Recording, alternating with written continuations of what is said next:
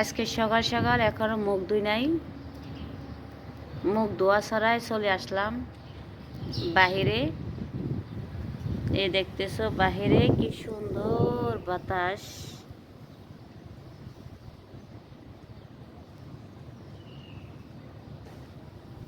আজকে সকালে কি হয়েছে জানেন? ঘুমের থেকে উঠা চেক করলাম যে আমার মনিটেশন দিছে কিনা। পরে দেখতেছি ইনস্টিমেটস মনিটেশন দিছে। দেখে অনেক খুশি হয়ে গেছিলাম। তো খুশি হওয়ার পরে সিট আপ করতে গেছিলাম, দেখি সিট আপ হয় না। সিট আপ করার আগে আমি আরও দুজনের ফোন দিছিলাম যে আমার এটা সিট আপ করে দেওয়ার জন্য আর কি। কেউ ফোন রিসিভ করে নাই। পরে ইউটিউবে গিয়ে দেখলাম যে কীভাবে সেট আপ করে।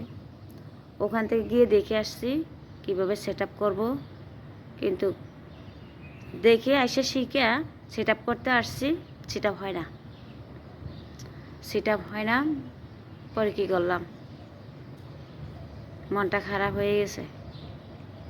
অত কষ্ট করি শুধুমাত্র সেট আপের জন্য, না সেট আপটা দিচ্ছে, সেট আপ হয় না।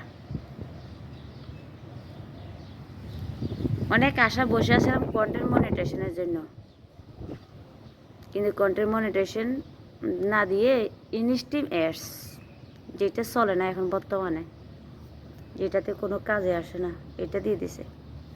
সত্যি আমার ভাগ্যটা কি একবারে খারাপ? বুঝি না।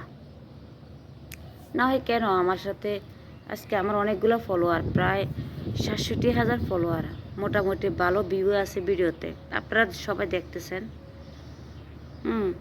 তো কিন্তু ফেসবুক যাদের 400-500 ফলোয়ার, 1000-5000 ফলোয়ার, তাদেরকে মনিটেশন দিয়ে দেয়।